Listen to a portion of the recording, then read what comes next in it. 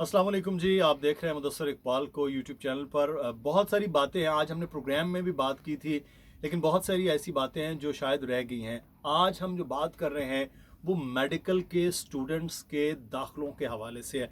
Entry test आपको पता है एक खुद माजी में बहुत ज़्यादा एक मुतनाज़ मामला रहा है। बहरहाल एंट्री टेस्ट हो गया, उसके बाद लोग दे रहे हैं, चल रहा है, 20-22 साल गुजर गए। लेकिन अब मसला ये है कि यहाँ पर जब एंट्री टेस्ट 2020 का होने जा रहा है, इसमें मसाइल दर मसाइल हैं। पीएमसी के मसाइल हैं, इस वक्त बच्चों के लिए मुश्किलात दर मुश्किलात हैं।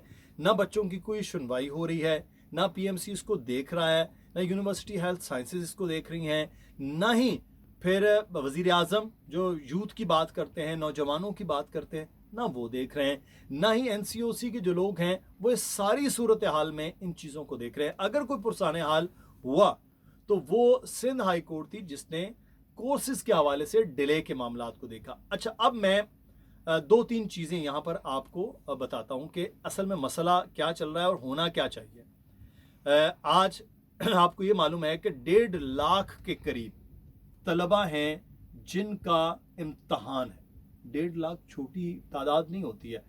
ये सियासतदान अपने जलसों में जनाब मिलियन कहकर कहते हैं जी, मिलियन ऑफ पीपल थे हमारे जलसों में, तो वहाँ पर उनको बताया जाए कि वो 8, 10, 20, 22 हज़ार लोगों को जम्मे गफ़ीर को अगर कहते हैं कि ये मिलियन है, तो यहाँ तो असली 1.5 लाख सिर्फ बच्चे हैं जिन्होंने टेस्ट देना है।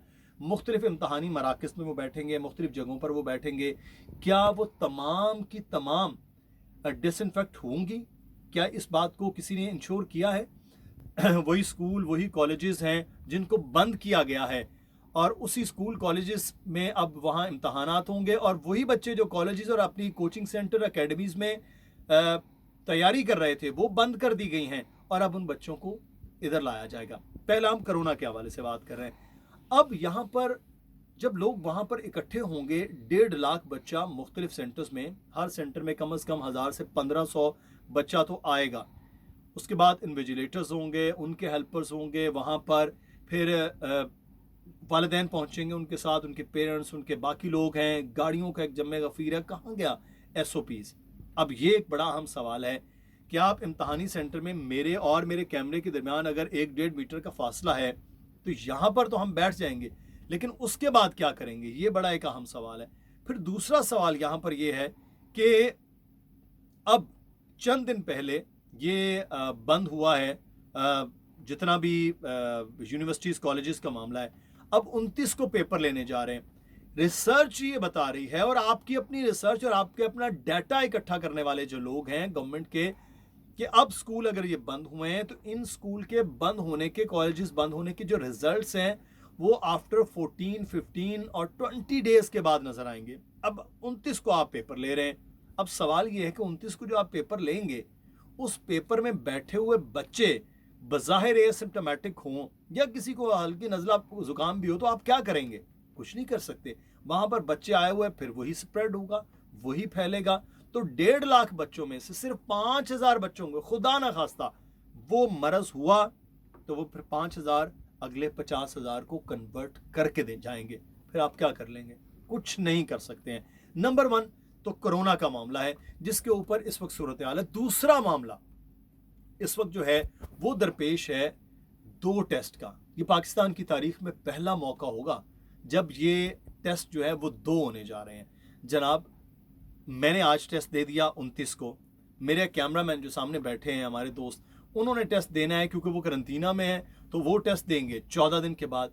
अब मेरी जो तैयारी है वो 14 दिन पहले तक की है। उनके पास मजीद वक्त मिल गया, 14 दिन यानी कि मजीद घंटे उनमें बैठ कर वो मजीद तैयारी कर लेंगे, तो वो मुझसे ज़्यादा बेहतर तौर पर अटैम्प्ट कर सकते हैं पेपर को। और फिर पहला आप पेपर बनाएंगे वो आसान होगा या दूसरा आसान होगा? सवाल ये पैदा हो रहा है। अब बच्चे जो करंटीना में बैठे हुए हैं वो दोबारा टेस्ट देंगे, ज़्यादा बेहतर मेरिट के तौर पर आ जाएंगे। बहुत से बच्चे पहले, उनका हक तलफी हो जाएगी। तो अगर आपने उन बच्चों को 14 दिन के लिए डिले किया है, तो मजीद 14 दिन आप डिले क्यों नहीं कर रहे हैं? सवाल यहाँ पर यह पैदा होता है कि तमाम लोग एक जैसे हो जाए। फिर एसओपीज बच्चों के लिए आप दे दें, मीडिया के जरिए दे दें कि भाई आपने कहीं नहीं निकलना, अगर किसी का मसला हुआ तो फिर वो अपना जिम्मेदार खुद होगा, उसका कोई टेस्ट नहीं होगा, उसको कोई सुनवाई नहीं होगी, उसके साथ उसी तरह से ट्रीट किया जाएगा जैसा कोई टेस्ट ना देने वाला होता है। तो फिर तो मामला हो। अगर इस वक्त आप कह रहे हैं कि कल परसों अगर किसी खुदा ना खास्ता किसी को मरज लाहक हो गया तो वो क्या करेगा? अब एक से एक बढ़कर जो है वो चीज़ें आप दिए जा रहे हैं, करे जा रहे हैं और कोई आपको पूछने वाला नहीं है। तो खुदारा इन चीज़ों को किसी हल की जानिब लेके जाएं। पीएमसी को अपनी जिम्मेदारियां अदा करना होंगी, एनसीओसी में बैठे हुए असद उमर साहब को अपनी जिम्मेदारियां अदा करना होगी, डॉक्टर फैसल सुल्तान साहब इन चीज़ों को समझें। एक तो एनसीओसी में मौजूद है, दूसरे वो खुद डॉक्टर हैं, इन चीज़ों को समझ सकते हैं कि आप अपने मुस्तकबिल को ही इसी तरह से सामने लाएंगे। और पाकिस्तान में ये वो ब्रेन होते हैं बच्चे, 1.5 लाख वो बच्चे, 1.5-2 लाख इंजीनियरिंग यूनिवर्सिटीज़ के बच्चे जो पेपर देते हैं, जो पाकिस्तान में ज़हीन तरीन फ़तीन बच्चे कहलाते हैं। अगर आप इन बच्चों के साथ, इनके मुस्तकबिल के साथ अगर ये करना है तो फिर बाकी 2.5 करोड़ बच्चा जो स्कूलों से बाहर है उसके बारे में तो आप कभी भी सोच नहीं सकते हैं कि उनके लिए क्या को हल हो। फिर एक और तजवीज़ थी बड़ी अहम, जिस पर आपने कभी गौर ही नहीं किया कि भाई इस किस्म के जो दाखिला टेस्ट हैं, एंट्री टेस्ट हैं मुख्तलिफ, उनके लिए ऑनलाइन का सिस्टम बना लें। पाकिस्तान में आपके पास आईटी के बड़े बड़े लोग हैं, आप पोर्टल बना सकते हैं, चीज़ें बना सकते हैं। तो आप ऐसा एक पोर्टल का सिस्टम जो टेस्ट के लिए हो, पूरी दुनिया में बन रहे हैं। पूरी दुनिया में जब हम यहाँ से बाहर जाने के लिए जब टेस्ट दे रहे हैं तो यहाँ पर बैठे हुए बच्चे क्यों नहीं टेस्ट दे सकते? यहाँ भी दे सकते थे, दे सकते हैं और कर सकते थे, लेकिन आपने ये सोचा ही नहीं है, आपने अपनी तैयारी नहीं की है। आप पूरी दुनिया में इंफॉर्मेशन टेक्नोलॉजी के बराबर हम यूं जा रहे हैं, हम यूं कर रहे हैं, हम वो कर रहे हैं, सिर्फ बातों की हद तक। तो ये अब खुदारा इसको मामले को हल करें, चंद दिन रह गए हैं, बच्चों के मुस्तकबिल के साथ खिलवाड़ न किया जाए। अगर ये अब भी फैसला ना हुआ पीएमसी ने तो फिर समझें कि पाकिस्तान में अगले आने वाले दौर में जिस किस्म के आप डॉक्टर्स पैदा करेंगे और जिस किस्म के जो बच्चे रह जाएंगे सिर्फ और सिर्फ पीएमसी की और पाकिस्तान की हुकूमत की हठधर्मी की वजह से, फिर उन बच्चों का क्या होगा, ये सवाल बड़ा अहम है। तो इस वीडियो को ज़्यादा से ज़्यादा शेयर कीजिएगा और ताकि ये तमाम तर चीज़ें पहुँचें ज़िम्मेदारों तक और वो सोचने पर मजबूर हों, कुछ करें आप लोगों के लिए। और क्योंकि इसलिए भी आपने इस वीडियो को ज़्यादा शेयर करना है कि लोगों तक ये बात पहुँचे कि जो ज़िम्मेदार हैं वो कर क्या रहे हैं, और आप बच्चे जो इस वीडियोस को देख रहे हैं, वो वालिदैन जो इस वीडियोस को देख रहे हैं, उनकी ज़िम्मेदारी और बढ़ जाती है कि ये ज़्यादा से ज़्यादा इसको सोशल मीडिया के थ्रू फैलाया जाए। हम मीडिया पर भरपूर इस पर बात कर रहे हैं, मैं बात कर रहा हूँ, अब मैंने शुरू किया, हमसे पहले अरबाब जहांगीर हमारे दोस्त हैं वो बात कर रहे हैं, और मीडिया के जो एंकर पर्सन हैं हमने उनसे भी बात की है कि इस इशू को उठाएं आप बच्चों के लिए, ताकि इस सारे अमल को आगे लाया जाए। सोशल मीडिया पर भरपूर किस्म की आप आवाज़ उठा रहे हैं, ट्विटर पर ट्रेंड पूरे चला रहे हैं आप, और उसके असरात भी हो रहे हैं।